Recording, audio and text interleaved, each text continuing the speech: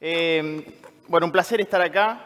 Le agradezco a Mariano. Yo en el año 2011 lancé un libro que era mi tesis de maestría, que era El futuro del comercio minorista en Argentina. Nadie me venía a ver, pero Mariano me vino a ver. Dijo, este muchacho algo tiene para decir. Así que desde aquel momento ahora le agradezco mucho y además me encontré con un profesor mío, Amodei, ahí que está. Sabe muchísimo de Category Management. Así que, bueno, un placer estar acá. Bueno, les voy a contar qué es lo que yo veo desde tres perspectivas. Periodística, porque me dedico a eso, en el campo de la economía. Desde mi consultora brindo conferencias y además medimos con partner que tenemos con Scantech. Así que les voy a ir contando qué es lo que estoy viendo y cuáles son las oportunidades que veo en este contexto que es complicado. Bueno, acá yo lo que estoy mencionando es que fíjense las diferencias de la evaluación 2014-2018.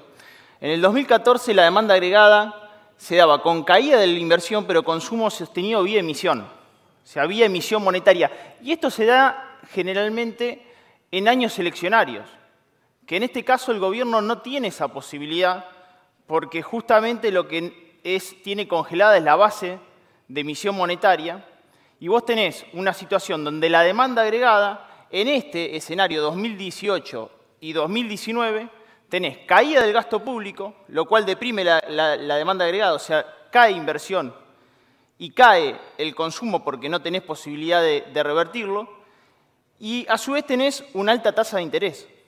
O sea, tenés una situación complicada para el consumo este año y las diferencias. Yo digo que desde la vuelta a la democracia estamos en un escenario donde va a ser uno de los primeros gobiernos que se enfrenta a las elecciones sin posibilidad de emitir y dar buenas noticias en la calle. Esa es la realidad.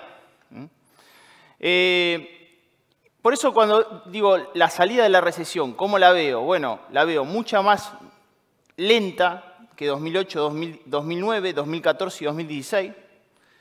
Tenés una corrección fiscal con menor gasto público, donde claramente cuesta cumplir la meta de déficit fiscal cero, pero se va a ir llegando este año o el próximo año, pero se va a ir llegando. Y quizás esta es la parte más preocupante, ¿no? Más presión tributaria. O sea, sobre el sector privado vos tenés un ajuste donde al sector público le falta y el sector privado está pagando mucho de lo que le falta al sector público. Las cuentas externas tenés más exportaciones, pero muy finita balanza comercial. La macro se comienza a revertir, pero por ahora es muy finita y un mundo muy complicado. Valor de la soja en su valor mínimo desde el año 2007. Y importaciones que caen por, obviamente, caída del Producto Bruto Interno. Importamos muchos menos bienes y servicios de lo que lo hacíamos. Política monetaria más dura e inercia inflacionaria más persistente, aumento de precios regulados y minoristas. Y fíjense que se volvió a generar una brecha entre lo que es el precio mayorista y el precio minorista, lo cual habla de un colchón para la inflación futura, a pesar de que iríamos a un escenario de, diría, desaceleración de la inflación. Me cuesta hablar de desinflación en este contexto porque mañana vamos a saber los datos del INDEC que estarían entre 3,8 y 4% la inflación de abril. Y en el caso de la inflación de mayo, las diferentes consultoras haciendo un promedio la están viendo entre 3,2 y 3,5%. Todavía sería una inflación alta la de este mes. Bien.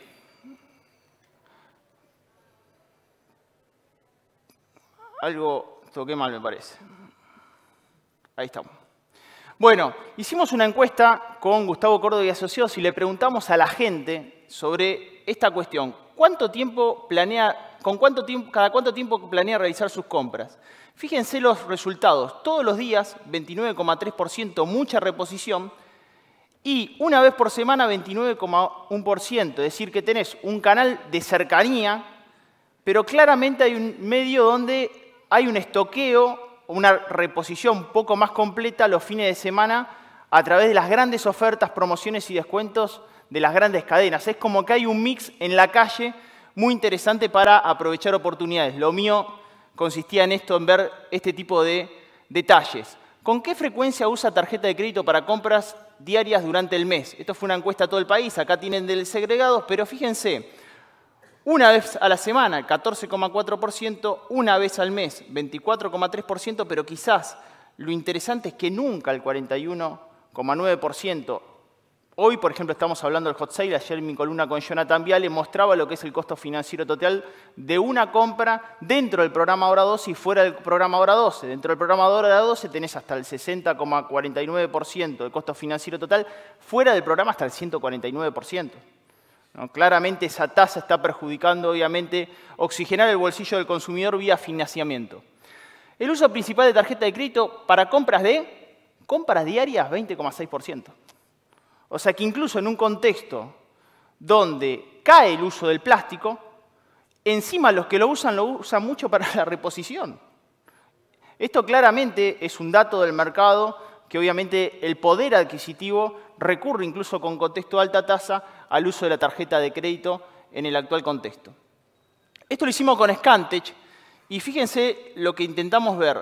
La variación del dólar versus el precio, evolución de precio versus consumo en diferentes años, 2014, 2016, 2017, 2018 y 2019. Pero concentrémonos en el 2018. Fíjense que tuvimos una devaluación del 114% barra verde, con una evolución de precio promedio de las categorías alimentos, higiene, artículos de cuidado personal y bebidas del 54%, y tuviste una caída del consumo del 4,6%.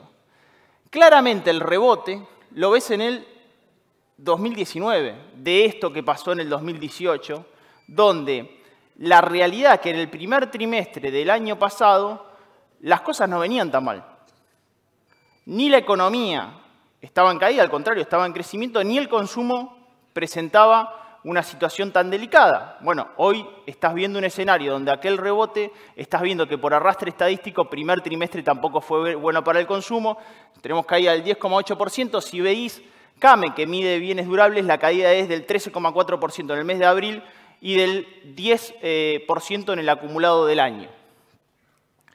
Cuando vamos viendo y profundizamos cuáles son los ganadores o perdedores en este contexto, categorías que pueden llegar a ganar o perder en esta situación, y vemos en el año 2018 ¿qué ganaba? Bueno, ganaba snack, bebidas con alcohol caía muy poco, canasta básica, y fíjense los perdedores, lácteos 10,7%, cuidado de la ropa 7,7% y congelados 6,3%.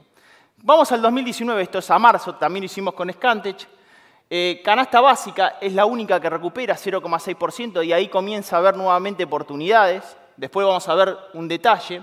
Merienda y desayuno 3,9% y cuidado capilar cae 4,7%. Sin embargo, los grandes perdedores vuelven a ser congelados, bebidas sin alcohol 16,8% y lácteos 13,5%, que es la categoría que en el primer bimestre recupera más precio, producto de lo que pasó en el sector, ¿no? Pero estás hablando de productos como queso, leche, manteca, que están creciendo en el orden de 2 dígitos. O sea, estás hablando de aumentos mensuales del 10% de esa categoría, con un valor del precio de la leche que pasó de 10 pesos para el tambero, con una queja enorme, a 15 pesos masiva lo que se le está pagando al tambero.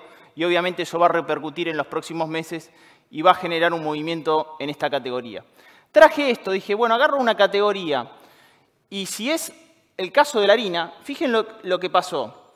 En la variación de precio en el interanual fue del 96%. Ahora, fíjense que harina crece 8%. Sin embargo, la categoría de valor agregado de harina, galletitas saladas, galletitas dulces, pastas frescas, tapas y masas, caen todas las categorías. Es decir, crece el insumo básico hoy en el consumo, sin embargo, está cayendo aquello que tiene valor agregado sobre el insumo base. Es un dato interesante, ¿no? Un dato que acá no está, pero también crece, lo hacía desde el punto de vista periodístico, es pizzas congeladas. Crece el consumo de pizza congelada. Bueno, uno podría decir, está creciendo ese consumo, está creciendo la harina base porque se está haciendo la pizza en la casa o porque se está comprando la pizza congelada y no se está yendo al canal gastronómico a comprarla. O sea que ves muchos de estos datos de sustitución para poder estudiar un poco el canal en el actual contexto económico. El sol en meses de lluvia. ¿Dónde está el sol, Damián? Decime ya, quiero salir a los stands a recorrerlo porque quiero hablar con cuáles serían los lugares donde hay sol. Bueno, Fíjate que en el consumo interanual, categorías que crecen, incluso en el actual contexto económico, son alfajores, 2%, arroz, 13%. Al lado tienen, ustedes pueden ver cuánto crece la variación de precio interanual de estas categorías, en promedio toda la categoría. Artículos de limpieza, 3%, azúcar, 1%, cervezas, 2%, a pesar de que tiene una estacionalidad muy fuerte.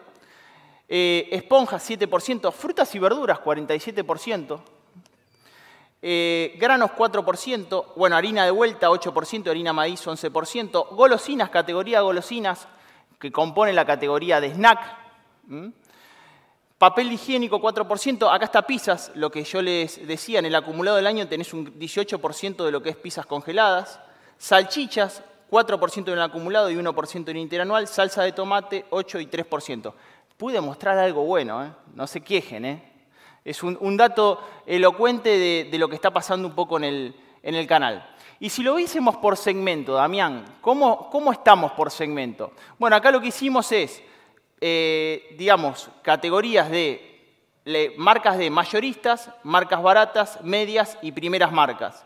Y claramente, obviamente, vemos que la oportunidad se da acá, en las marcas baratas. Fíjate que en peso de unidades crece el 5% y en facturación crece el 4,3% en términos de unidades y facturación.